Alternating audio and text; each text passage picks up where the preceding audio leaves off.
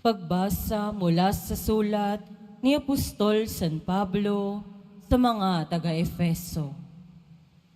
Mga kapatid, hinihiling ko sa Diyos ng ating Panginoong Hesukristo, ang dakilang Ama, na pagkalooban niya kayo ng espiritu ng karunungan at ng tunay na pagkakakilala sa Kanya.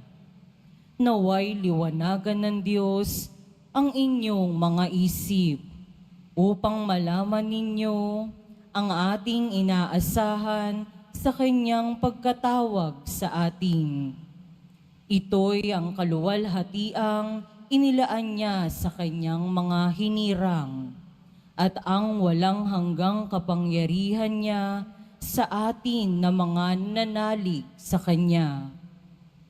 Ang kapangyarihan ding iyon ang muling bumuhay kay Kristo at nagluklok sa Kanya sa kalangitan, sa kanan ng Diyos.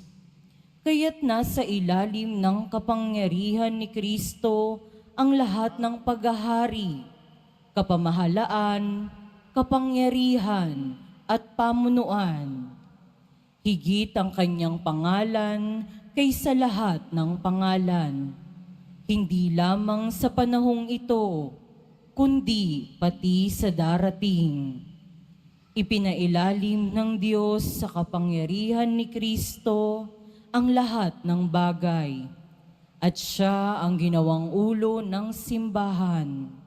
Ito ang katawan ni Kristo, ang kapuspusan niya na pumupuspos sa lahat-lahat. Ang salita ng Diyos. Salamat sa